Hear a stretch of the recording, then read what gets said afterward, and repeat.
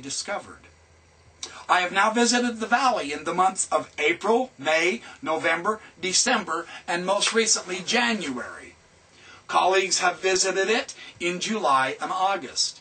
We have observed that the volume of water in the river seems rather constant throughout the year, even though from 1995 to 1999 the volume seems to have decreased 50%. But this is because they are pumping the water.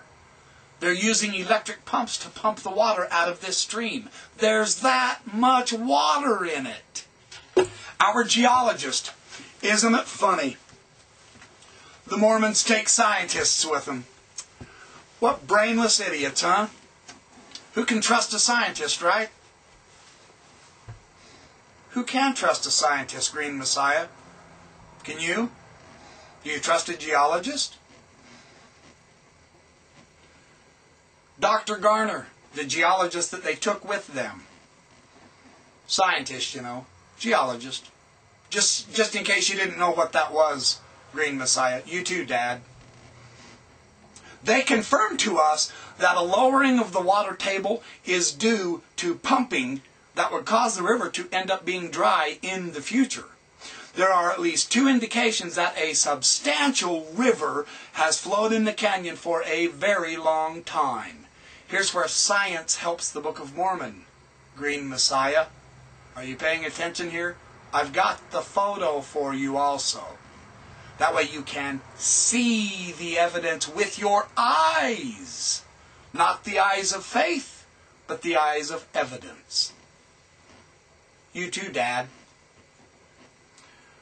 There are at least two indications that this substantial river was there. First, there as evidence of significant erosion of the rocks and the lower canyon walls.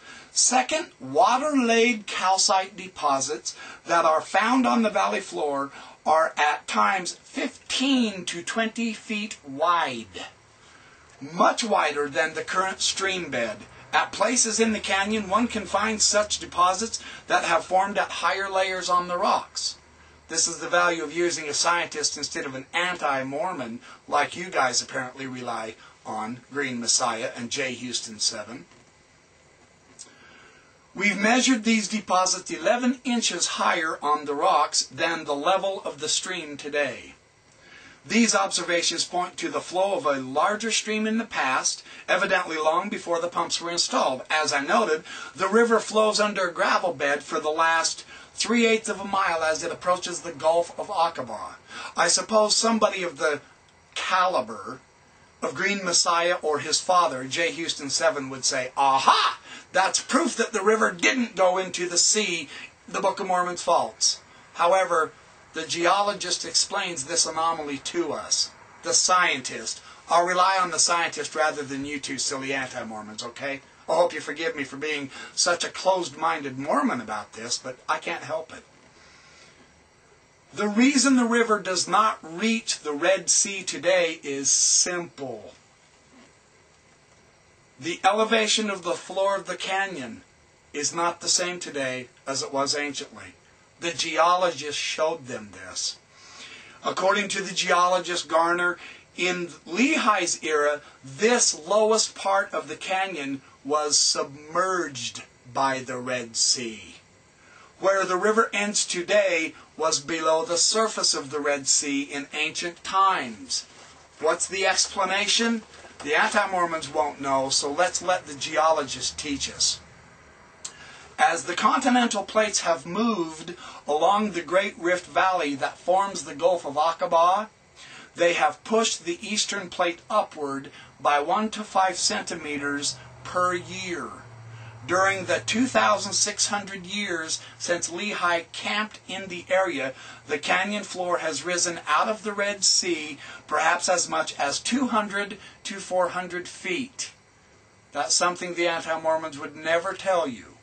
For one, they wouldn't take a scientist with them. They would rely on one of the anti-Mormon books they love to read, I guess. Thus, not so long ago, the flat lower part of the canyon would have been below sea level. Therefore, if the river flowed at the same rate of Lehi's time as it does today, it would have reached all the way to the waters of the Red Sea. In the lower part of the canyon, the smooth, stony floor of the canyon and the eroded, cave-like undercuttings of the cliff seem to confirm that the lower part was once a sea floor rather than a river bed.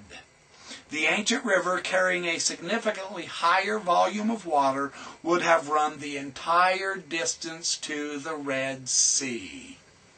That's page 62 and 63. One of the other most beautiful parts about Dennis Potter's description of his actually being at the Valley of Lemuel, the candidate for the Valley of Lemuel, which included a river in it continually running all the way to the Red Sea, as he found and as his geologists discovered also. They even discovered the spring that feeds the stream that makes it continually flow year-round. Listen to what else he says. This is on page 59. It may be worth noting that when Lehi's party was preparing to leave their valley, Nephi wrote of the Lord's gifts to them, including provisions. 1 Nephi 16, verse 11. In this spot, in this valley that they have discovered themselves, such provisions might have included dried fish from the sea, dates and berries found primarily in the upper valley, date pits.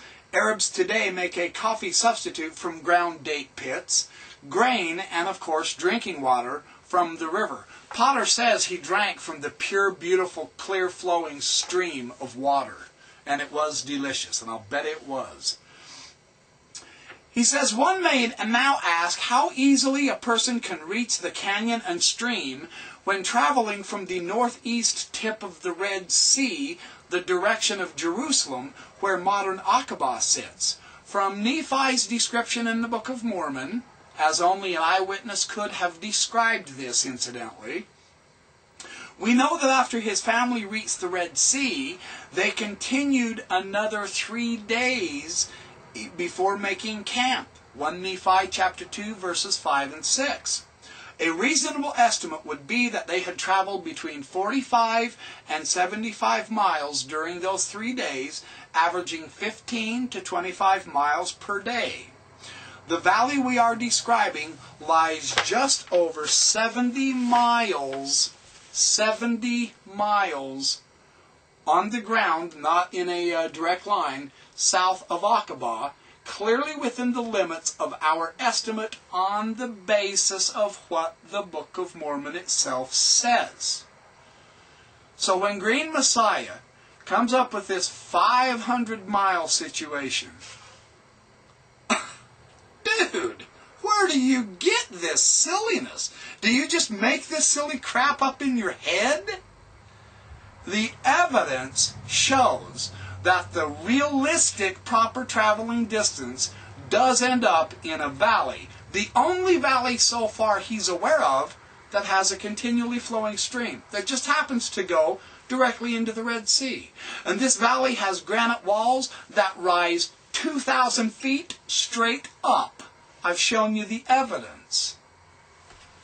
You folks, when you're reading what Green Messiah and his dad, J. Houston 7, have to say, realize the vast majority of it is said completely off the top of their heads. They display no evidence whatsoever of having read very much of anything. They think their own authoritative statement is as good as science. I'll take the geological and travel experiences of these guys any day over a couple of disgruntled people on YouTube like Green Messiah and his father. There's nothing to fear from these two. Relax. They're just bluff and bluster. A traveler can come to the valley from the north by either of two routes, and he shows a map. You want to see evidence? You want to see proof? You want to see reality, brethren? There's the map. There's the Red Sea there. Here's the valley right here. You can see the topography. The darker brown is the valley. Here's the Gulf of Aqaba here. There's Aqaba way up there. you can approach it from two directions. They actually have the map. They show another map over here of the actual canyon, the valley of Lemuel, and its description. They describe it in the article of this is the upper valley, then you get into the middle valley and the canyon of granite he called, and then it goes all the way down and through and all the way over and doggone it, all the way into the Red Sea. I'll bet the anti-Mormons hate seeing the evidence.